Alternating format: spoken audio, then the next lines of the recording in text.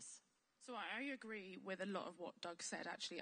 As a millennial, from my perspective, it is all about breaking the rules and not following tradition and kind of ignoring what the world says has to be done. And personally, that means I do things when I want to do them, not when the system says I have to do them. I don't have to go to university at 18. I can go when I want to.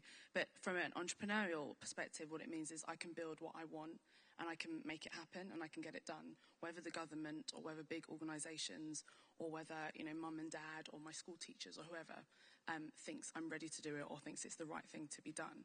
And so as a millennial or as a Generation Y, I love the fact that I have grown up in this time, in this age, when I do have the internet and I do have access to all the resources that Doug was speaking about, but that I can still play along with the big players. So, I don't have an office, for example, for my organisation. We work virtually. That doesn't mean that we're any less of an organisation. That doesn't mean that great companies like Telefónica don't work with us and don't collaborate with us. And people like Mozilla don't, turn us away or turn their noses up. They've seen that we're meeting a need. We have customers. We have a product. And they're able to, work with that, given the fact that I haven't followed the traditional rules. I haven't put down the business plan and taken it to the bank and gone through everything that you would have needed to have done. So I think increasingly, older people or the older generation is going to have to be a little bit more open-minded about opportunities, the way they present themselves and the enterprises that they're working with. Not everyone that comes up to you for investment or for collaboration or to work with you is going to look exactly how you want them to look or how they may have looked a couple of years ago. They may not even do things how you want them to be done. I give the example, and Jacqueline's always taking the mick out of me. I wear Converses everywhere.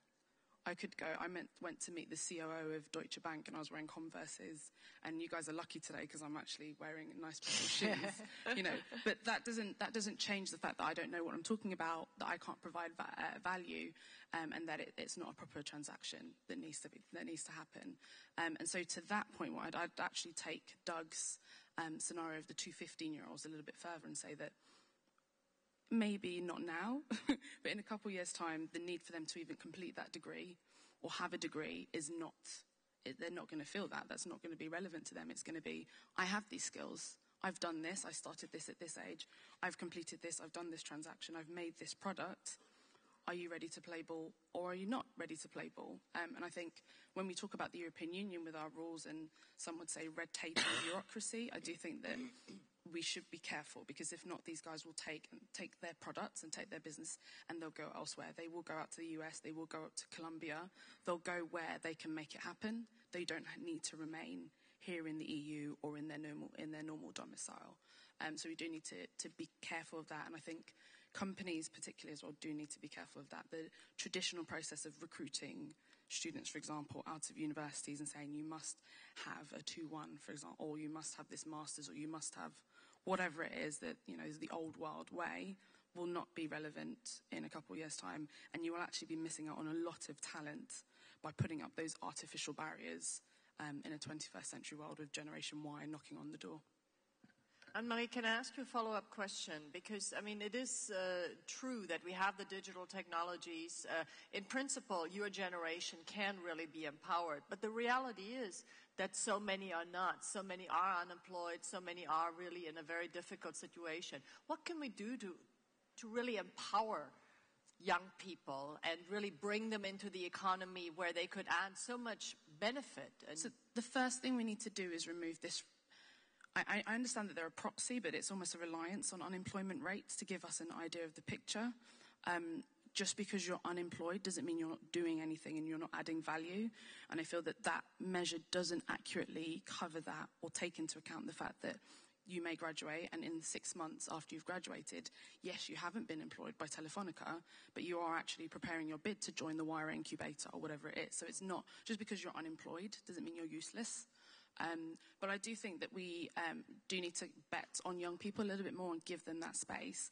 Doug was talking about you needing two things, education and finance. And I have to, again, give a shout out to Telefónica because they've been incredibly supportive of my organisation, the Stemettes, so far. We're a Think Big project.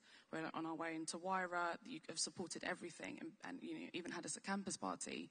More companies need to be following that example of saying, we realise that you're young talent, we realise there's value in you. If you come to us and meet us halfway, maybe with a good idea or with evidence to show that you can make this idea happen, we're going to support you, we're going to incubate you.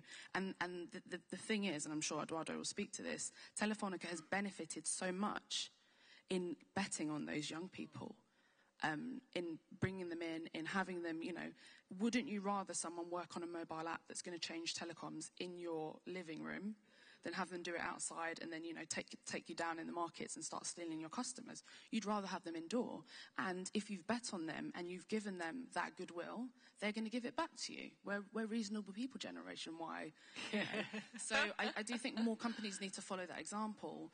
And Telefónica are shouting out a lot about the benefit you are deriving from doing that. So more companies need to do that in oil, in education, in health, whatever it is.